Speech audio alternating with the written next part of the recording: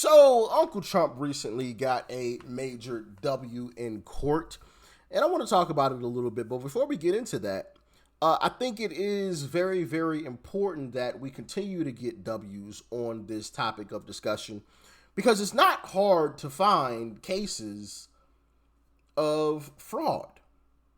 For example, and you guys remember this story out of Michigan? These was absentee voters. We obtained a list of people that they had sent ballots to, that the ballots returned but still voted. So that raised our suspicions. So what we did was we obtained this list, and what we found out is that it was no way people was voting absentee because they never sent ballots or applications to the overseas address for them to return it. They actually listed that they sent the actual ballots to the Detroit addresses versus the overseas address, but a ballot was still cast and they not. It's no way they cast a ballot for a person in Germany when they sent the ballot to the west side on 7 Mile. There's no way that person voted from Germany. And it's right here, you can see Mary Elaine Beckman. She was voting out of a house that was full of immigrants. They couldn't even speak no English when we went to the house. No lie. They couldn't even talk to us in English. They was all living in this house. They didn't know no Mary Elaine Beckman. Now, we do understand that you do not have to live at that residence when you move overseas. The current residents do not have to know you. We understand all that. But the law also say that that must be your last address when you moved overseas. That wasn't her last address, and you must get the ballot sent to you overseas. There's no way you can vote when the ballot came to you in Detroit. Bingo. How are you voting when the ballot was sent to a Detroit address, but you were living in Germany? But according to the records, you voted. That makes no sense. You weren't in Detroit to cast that ballot. And it happened just to go to a house where there's a bunch of immigrants. Interesting. But there's more. Alderperson has been charged, accused of falsifying an election ballot. Sylvia Sims Bolton facing a felony and misdemeanor charge for allegedly signing a mail-in ballot with her mother's name in February. Bolton's mother was deceased when the ballot was mailed. Bolton is the alderperson for the 1st Ward in Waukegan, and we've reached out to the alderperson for comment. We have, however, not heard back. Remember Uncle Trump said dead people were voting? Was he lying? Once again, they call it a conspiracy, but the difference between a conspiracy theory and the truth is 6 to 7 months. And eventually, it all comes out. Trump said somebody that was dead and 100 years old was voting. He's crazy. Justin, alderman arrested, voting for her dead mother.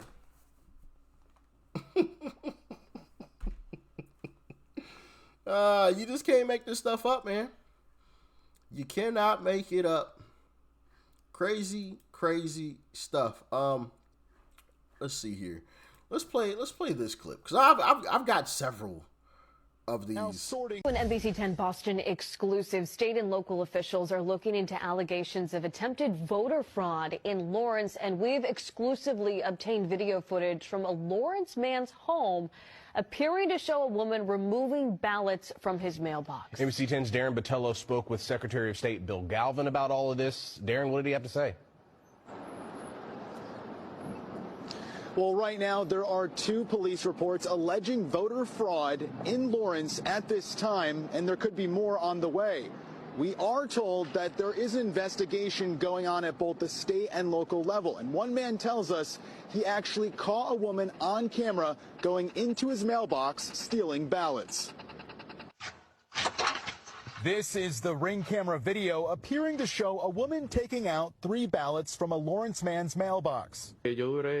This is the man who didn't want to be identified, but says he went to go vote in person on Election Day last week and was told, according to the list, he already voted. That's when he checked his camera footage and then contacted police. The Essex County District Attorney's Office and Secretary of State William Galvin are now looking into any allegations of potential voter fraud. We're going to get all the ballots out of Lawrence. We're going to get all the mail-in ballots, and we're going to review everything and all the provisionals and reconcile the lists. And if further investigation contacting some of the people who allegedly voted by mail needs to be done, we will do it. There are 2 reports of potential voter fraud or stolen ballots right now in Lawrence. There may be more. It's premature to say how many. The second report filed was from this Lawrence woman who's still waiting for elections officials to decide whether her in-person vote will count or the mail-in, which she says has her signature forged. How come it's not going to be counted if I'm voting right in front of you and I'm telling you that that vote that you have there is not mine? State elections officials are now sorting through these allegations, and we're told the results would be delivered before the candidates begin their new terms in January. We're on it. The minute we heard about it today, we took action. We've had a history of sending people to jail when they've committed crimes. And that's what we'll do here. So if you have a list of individuals who are receiving mail-in ballots, or if you know just the entire county is receiving mail-in ballots, and you know what day those mail-in ballots are being sent out, wouldn't it be really simple just to send out a bunch of, Democrat individuals out to random houses to collect those mail-in ballots? How difficult do you think that would be?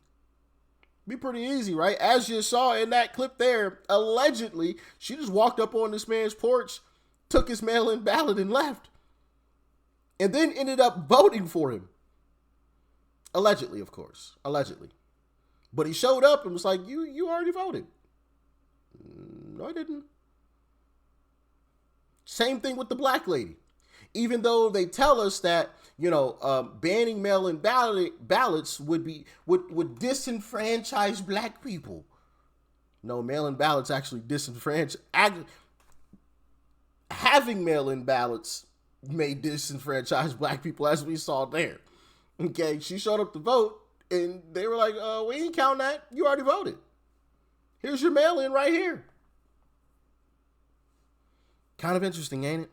Kind of interesting, and it goes to show why Democrats are fighting so hard to allow mail-in ballots. Like, why would you be fighting so hard for something like that?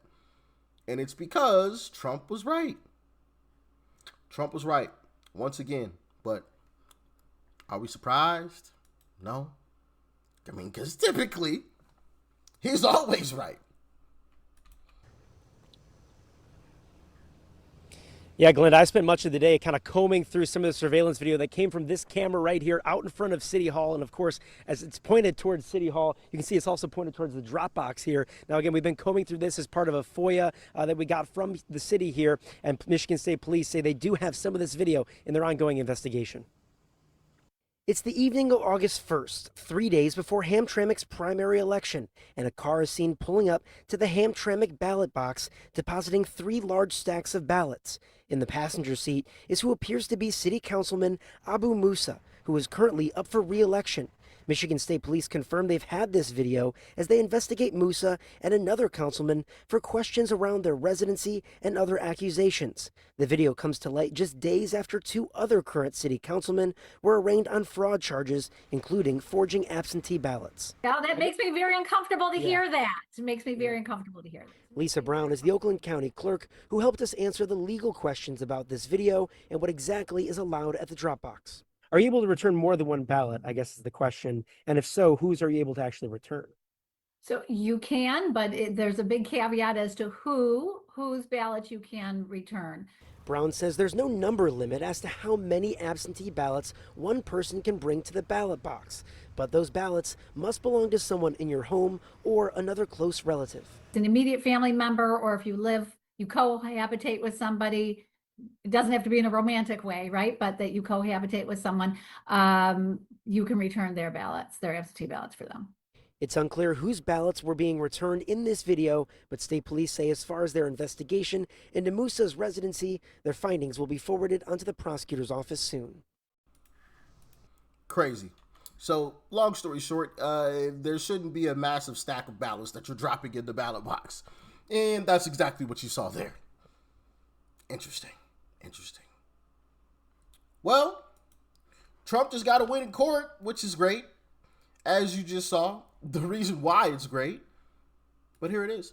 A federal judge has blocked President Trump's executive order on mail-in voting, or declined to block that order, I should say. It's a huge loss for the Democratic Party right now, whose lawyers argue that could disenfranchise millions of voters. The decision comes as Republicans are locked in on a tight battle to keep control of both houses of the U.S. Congress in the November midterm elections. Trump has 4 years pushed the false claim that his 2020 election defeat was the result of what. Okay, we ain't hearing that nonsense. We ain't hearing that nonsense. But you heard it there. A judge has declined to block it. And so, hey, we shall see how it all plays out. It was due to, I believe it was due to kind of like a loophole for now, but we'll see. We shall see. But that is great news thus far, especially when you have these activist judges who, I mean, they block anything and everything that comes across their desk that has Trump attached to it. And it's just absolutely gotten ridiculous in this country. But we got a W. And like I said, you saw why that is a massive W. It's because it is difficult to outdo these fraudsters out here. Although we did in 2024, which was absolutely beautiful to see. Absolutely beautiful. The only true way to defeat these folks is to come out in mass, right? To vote in mass like we did in 2024. As Trump would say, too big to rig, right? Too big to rig. So y'all get in the comments. Let me know your thoughts and your opinions on this W that we have here. And stay safe out there. Peace and love. I'm out.